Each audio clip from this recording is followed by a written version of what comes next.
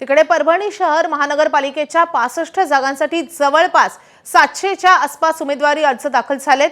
मोठ्या प्रमाणावर बंडखोरी सर्वच पक्षांमध्ये पाहायला मिळतेय। काल अर्ज मागे घेण्याच्या पहिल्या दिवशी नेत्यांनी आणि प्रमुख उमेदवारांनी केलेल्या प्रयत्नांमुळे 35 जणांनी आपले उमेदवारी अर्ज मागे घेतलेत। आज शेवटच्या दिवशी सर्वच पक्षाचे नेते या बंडखोरांची मनधरणी करताना तसेच शर्थीचे प्रयत्न करताना दिसून येतात। त्यामुळे नेमकं खरंच ही बंडखोरी शमणार की हे लोक उमेदवारी अर्ज कायम ठेवणार हे पाहणं महत्त्वाचं असणार आहे। याचा आढावा घेतलेला आमचे प्रतिनिधी पंकज क्षीरसागर यांनी।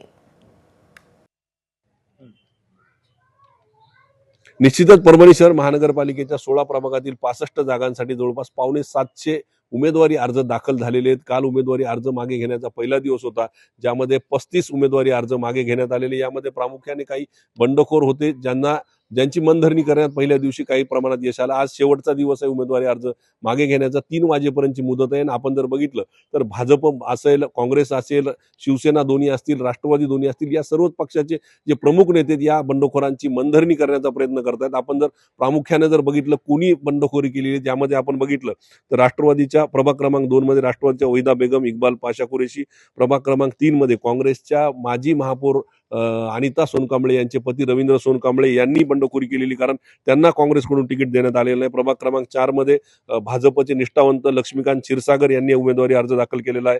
त्याचबरोबर 5 मध्ये मनोज पोरवाल असतील, त्यानंतर प्रभाग क्रमांक 6 मध्ये राष्ट्रवादीचे सचिन पाचपुंजे असतील, उद्धव सेनेचे अमोल गायकवाड असतील, त्याचबरोबर गोपाळ कदम असतील, या अनेक जे प्रमुख निष्ठावंत कार्यकर्ते आहेत त्यांनी बंडखोरी केलेली आणि ही बंडखोरी शमवण्यासाठी आज सर्व स्तरातून हे जे नेते आहेत ते प्रयत्न करत आहेत।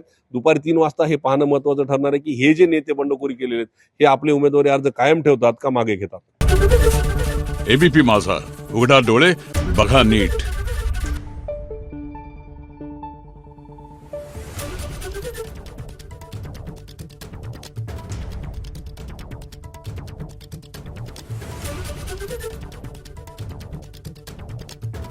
Thank you.